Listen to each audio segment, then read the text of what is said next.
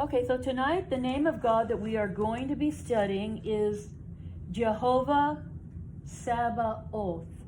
And the meaning of that is the Lord of the heavenly host, or the Lord of the armies. And so what we're going to talk about tonight is how this name came to be. And it's going to be involved with the story of David and Goliath.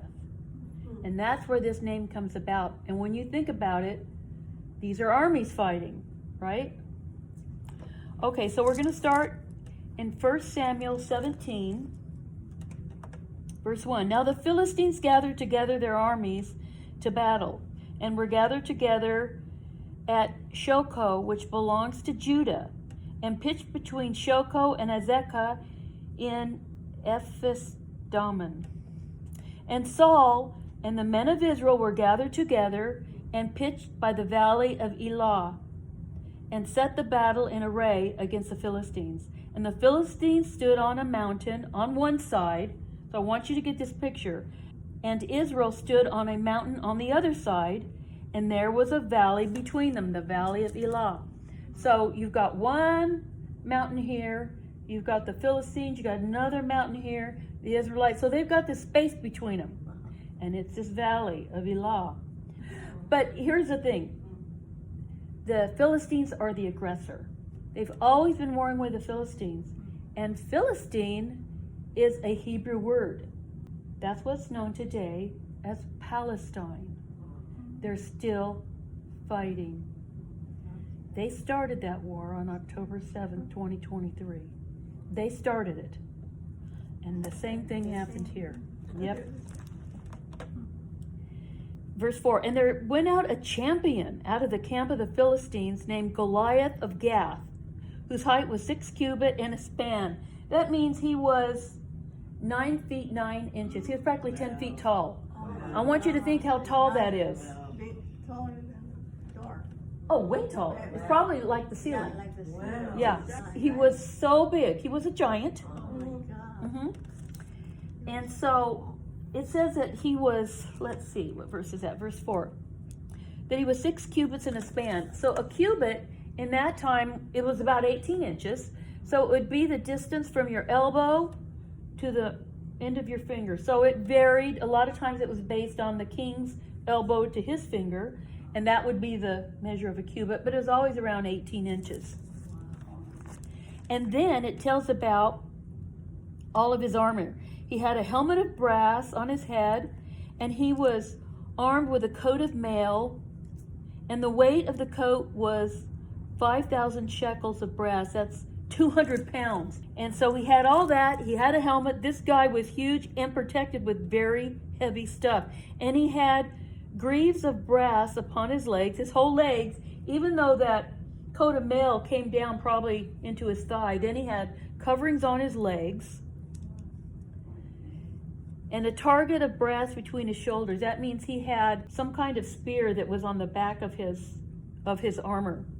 And the staff of his spear was like a weaver's beam. And the spearhead weighed 600 shekels of iron, and that is 25 pounds. And one bearing a shield went before him. So he is completely covered. He's a giant. And then his shield is so heavy, he's got another guy in front of him carrying the shield for him. This guy is protected, and you think nothing could bring him down. And he stood and cried unto the armies of Israel, and said unto them, Why are ye come out to set your battle in array? Am not I a Philistine? And ye servants to Saul, choose you a man for you, and let him come out down to me. He wanted a one-on-one. And the Philistines were happy with this. They thought, nobody is going to kill this guy. So he kind of makes a deal with them. This is it, verse 9. If ye be able to fight with me and kill me, then we will be your servants. That's huge. But if I prevail against him and kill him, then shall ye be our servants and serve us. All of Israel going into servitude to the Philistines. There's a lot writing on this. And the Philistines said, I defy the armies of Israel this day.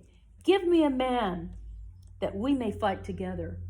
When Saul and all Israel heard those words of the Philistine, they were dismayed and very afraid. They were scared to death. Who's going to go up against him? Right? Now David was the son of the Ephrathite of Bethlehem, Judah, whose name was Jesse. That was his dad. And he had 8 sons, and the man went among men for an old man in the days of Saul. That means Jesse was old by the time Saul was king. That's what that phrase means. In verse 14, and David was the youngest, and the 3 eldest followed Saul. So I want to show you something. Jesse had 8 sons. David was the youngest.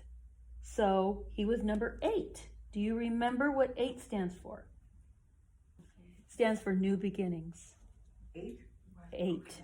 When you think of 7 days, what is the 8th day? It's a new beginning of a week. Oh, yeah. Now it says, but David went and returned from Saul to feed his father's sheep at Bethlehem. What this is talking about is in the chapter before, what we discover is that Saul was really depressed and he wanted someone to play music for him.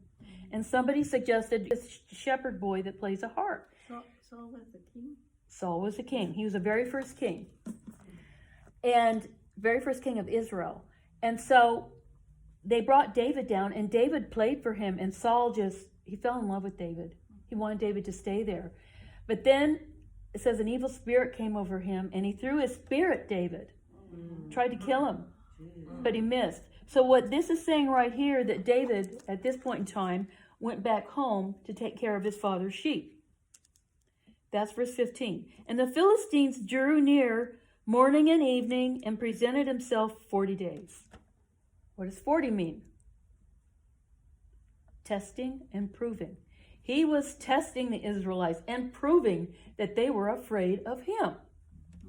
That's why he did it for 40 days. And Jesse, that's David's father, said to David, take now for thy brethren an ephah of this parched corn and these 10 loaves, and run to the camp to thy brethren, and carry these 10 cheeses unto the captain of the thousands, and look and see how your brethren are doing, and take a pledge. So he's saying, I want you to give all this food to your brothers, and then here's some for the captains, some cheeses.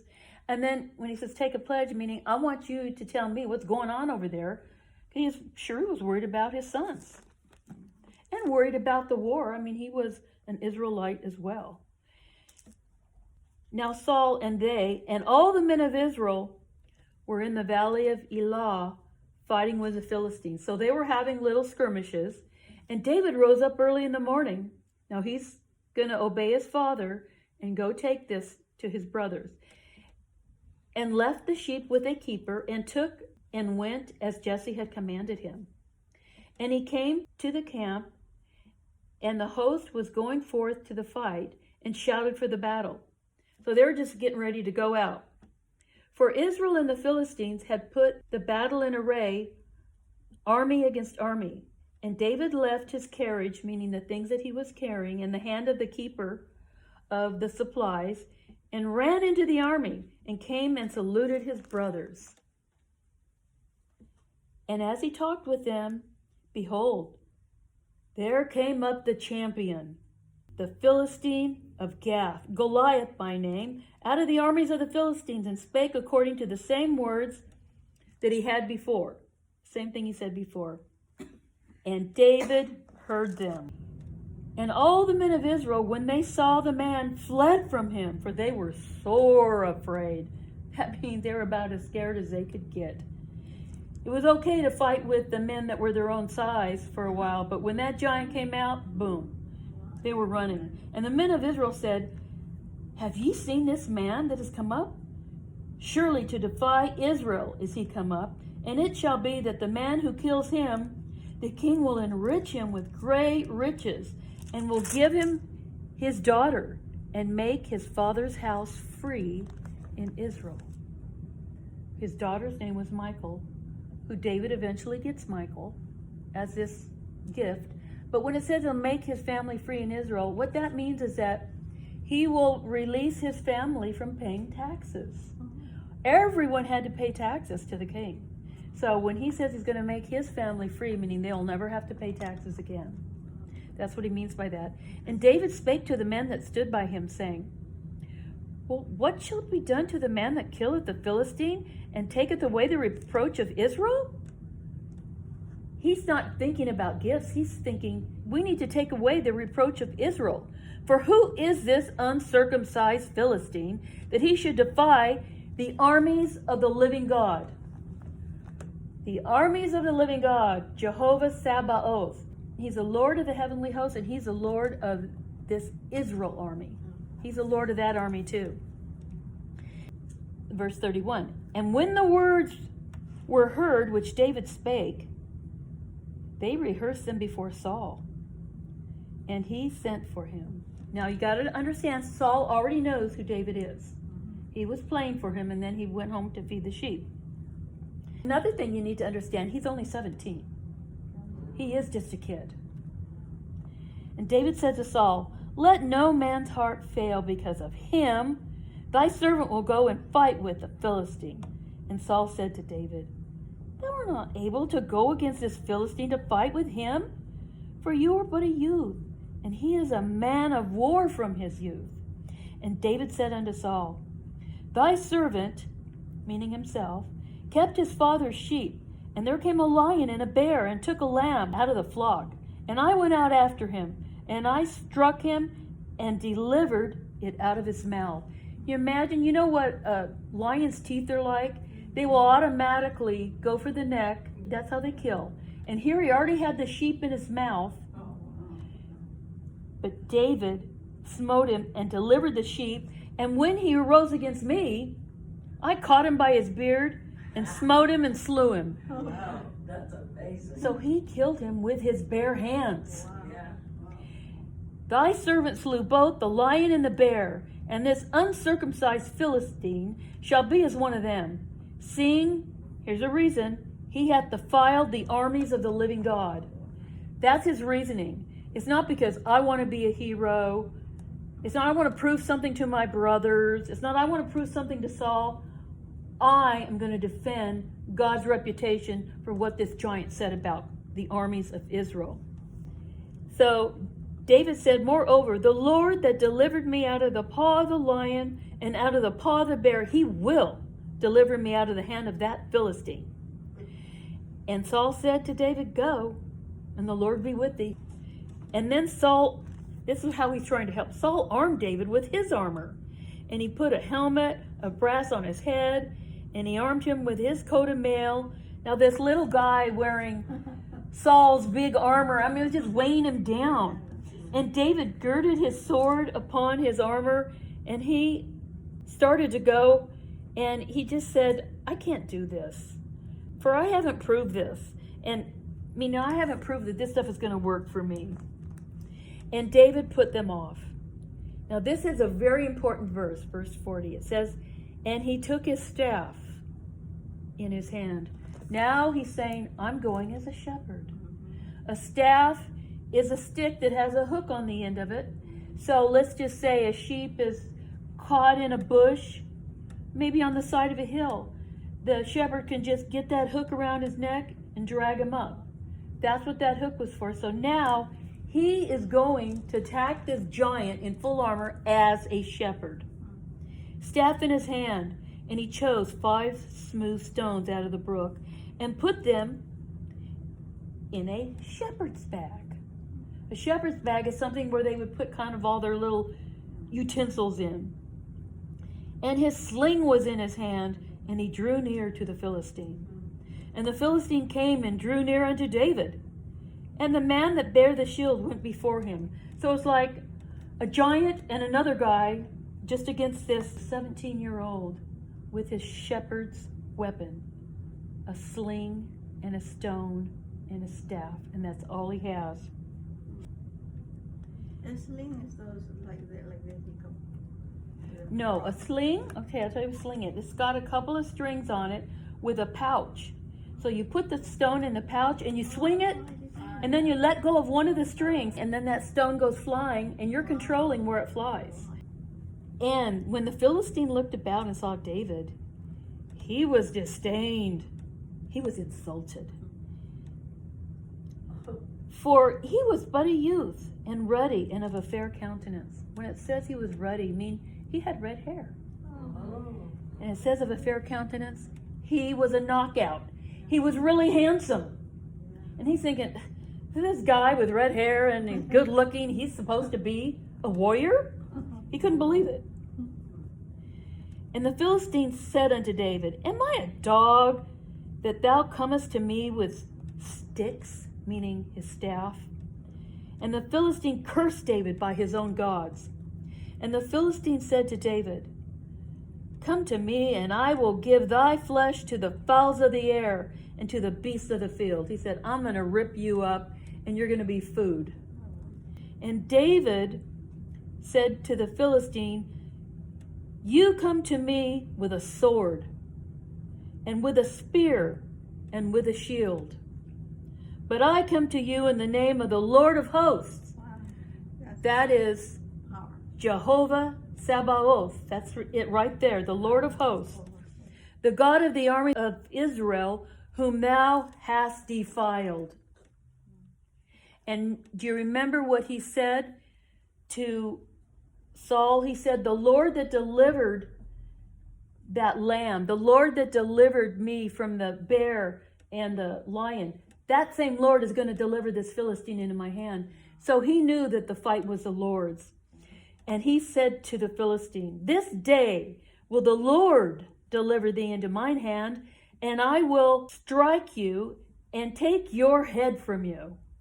And I will give the carcasses of the hosts of the Philistines this day, same thing, unto the fowls of the air and the wild beasts of the earth. And here's a reason why. That all the earth may know that there is a God in Israel.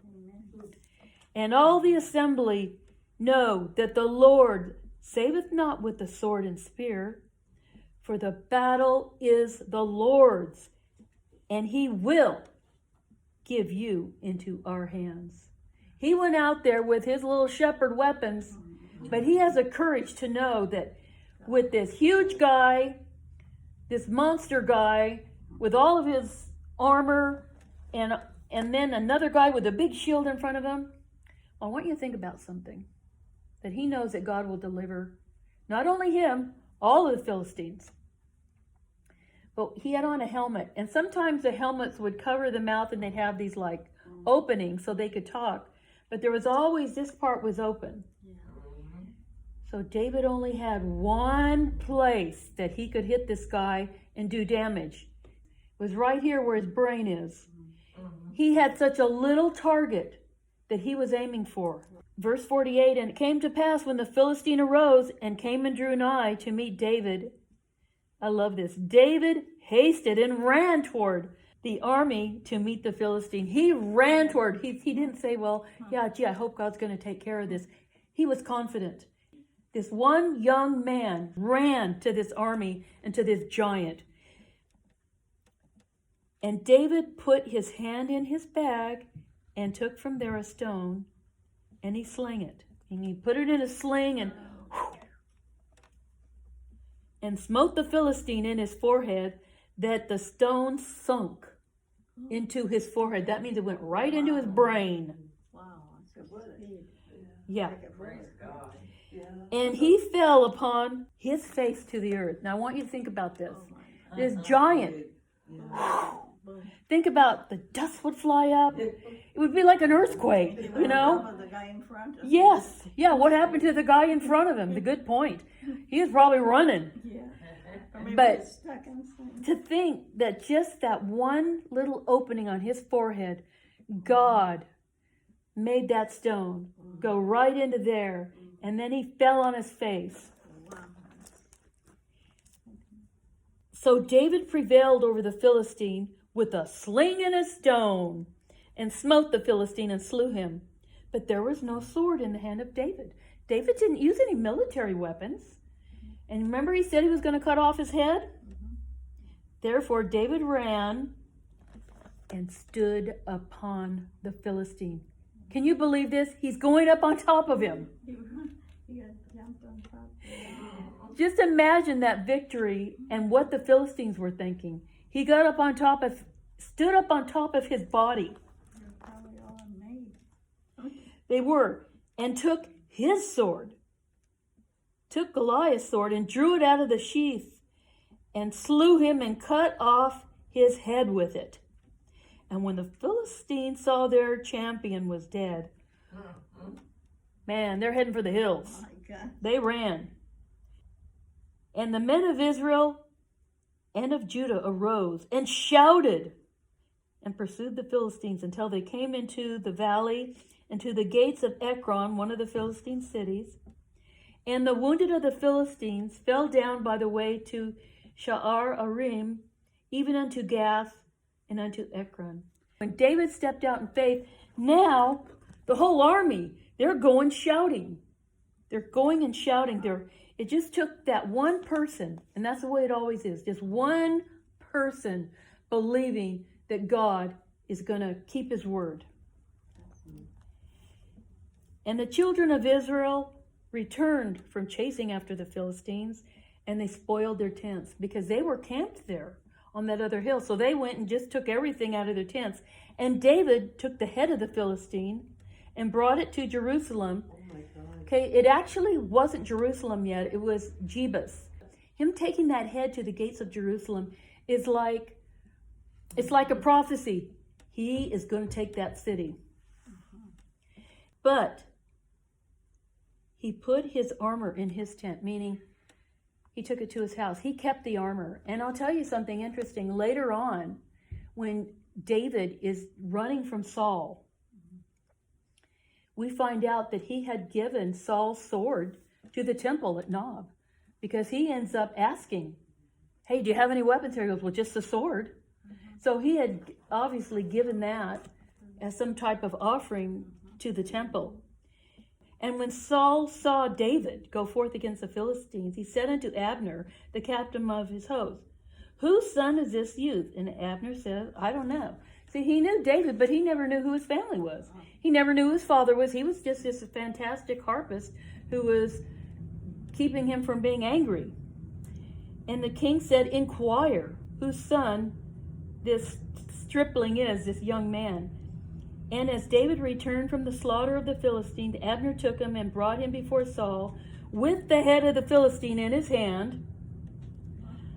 And Saul said unto him, whose son art thou, young man? And David answered, I am the son of thy servant Jesse, the Bethlehemite. So he wanted to know, because he wanted to reward his family with what I had told you about, no taxes. But at this point, David becomes a national hero. Because think about it, the king, his army, nobody was willing to do this. And this David went out and did this. And then he got Saul's daughter. Saul kept his word, but then Saul became very jealous of him. But something about David, that when he becomes the second king of Israel, and he was the greatest king that there ever was, Christ came through that line of David. So that's going to be the lesson for tonight.